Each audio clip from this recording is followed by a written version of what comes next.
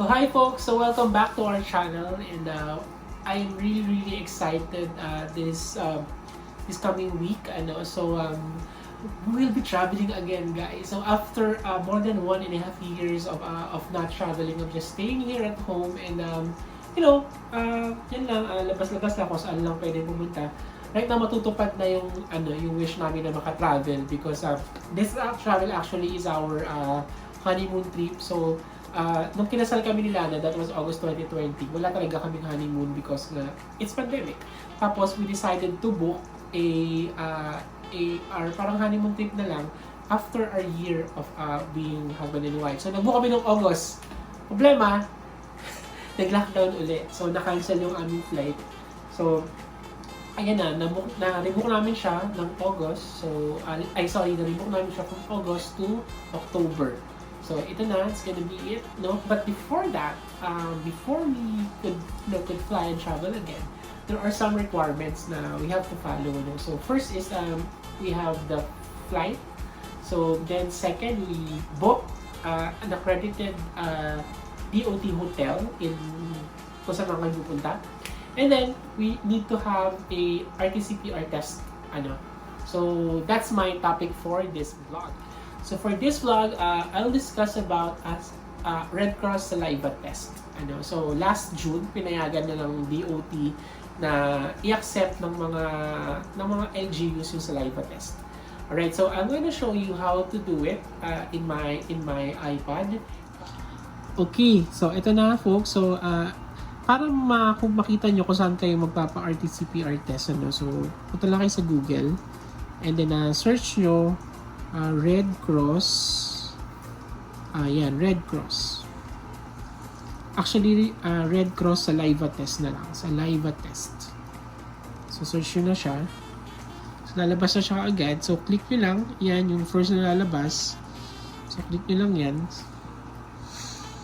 And then, andito yung mga parang guidelines. So, nakalagay dito, 2,000 pesos for saliva test and 3,800 to 5,000 for the RT-PCR test, yung swab test. So, nandiyan yung mga guidelines, basahin nyo na lang. Nandyan siya. So, pag ready na kayo to book, just click book your saliva test now. And then this will appear. Ang gandahan dito sa website na to ng Red Cross. So, makikita nyo na kaagad dyan yung mga lugar kung saan kayo pwede magpa-saliva test. So, for example, this one in Baguio, 1,500 yung cost. Kung kita nyo, ayan. So, in saan ba to? Home service, 1,500. Tugigaraw, 2,800. Andyan yung mga presyo. So, kung saan kayo malapit, hanapin nyo na lang kung ano yung location nyo. Ayan. So, in our case, so, hanapin natin dito, Cavite. Okay. Ayan. Tapos, submit nyo. Tapos, lalabas na yun dyan. Tapos, kung saan kayo nakatira, just search for it here. And then, click nyo yan. And then, ito na siya. So, may another guidelines dyan. So, dito pala disclaimer guys. So, turnaround result within 24 to 48 hours upon receipt of the sample laboratory. So, yan yung pinaka-standard.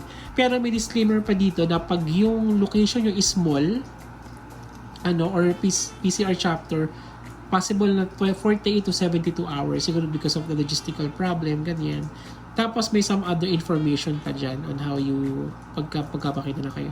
Then pag ready na kayo, just click itong quantity kung ilan kayo magkapa-saliva test. So for our case, dalawa kami. Tapos add to cart lang. Parang Shopee lang or Tapos review. Ayan na siya. Kita nyo dyan kung magkano yung total nyo. Ayan, 3,000 for 2. And then just continue. Ayan. So ayan na. Ang gagawin nyo na lang is to add a patient. Ganyan. Add a patient. Ayan. Tapos, pag wala pang account sa Red Cross yung patient na yun, just click no. Ayan. So, tapos register yun siya. Pero pag meron na, yes.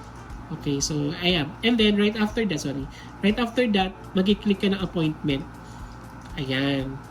So, for example, since ngayon ay Thursday, Friday na yung next na appointment, and pipili ka lang ng mga appointment dyan. 2 slots, ganyan, ayan. So yun, that's it guys. So cancel muna natin.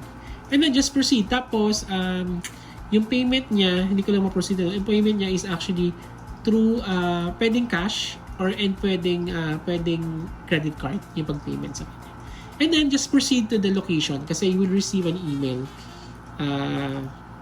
Pakita ko na lang yung email. Alright, so and then pag nagawa niyo na yun, so you receive an email para nila yung proof of payment niyo, and then you're gonna show it sa Red Cross pag nagpunta kayo.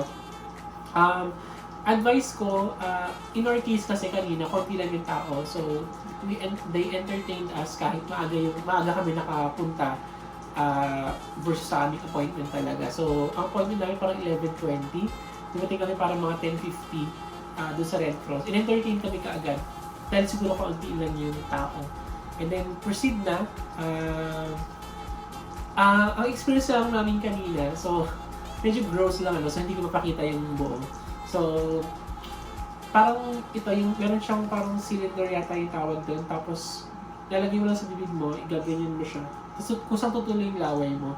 Ang akala ko kasi dati, pag saliva test, dudura ka. Hindi pala. Or kaya ilalagay sa dila. Palagay sa dila, i-swab yung dila mo. Hindi pala ganoon. So, hayaan mo lang tumulo yung saliva mo. So, akala ko talaga walang tumutulo. Tapos nagulat ako, after may mga 2 minutes, may mga laman na. Siguro ako mga 5 minutes na puno na yung, hindi naman.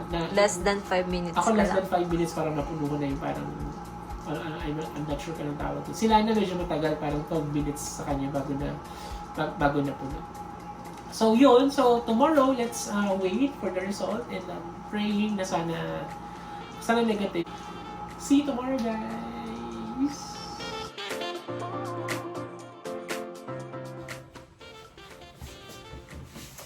Hi guys! So, so na-receive natin yung resulta ng aming saliva test with Red Cross. So, good thing, less than 24 hours we received the result through email. So, 11 a.m. yung 11:20 yung aming schedule. So, the next day, 5:30 a.m. na-receive na namin yung resulta. And we're negative! Yeah! So, tuloy na kami sa aming trip. And may review ko lang sa Red Cross is good job. So, ang ganda ng service nila. Very efficient and very fast yung process, yung from online booking, from online payment up to the actual site itself.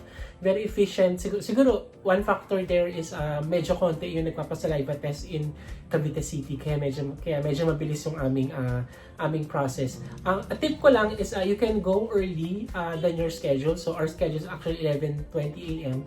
but we went there ng maaga, so dumating kami ng mga 10:40 to 10:50 a.m. but still they accommodated us immediately, and then natapos namin yung swab ng mabilis lang.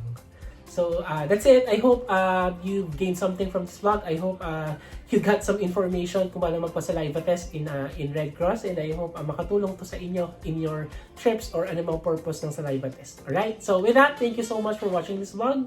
Bye, guys!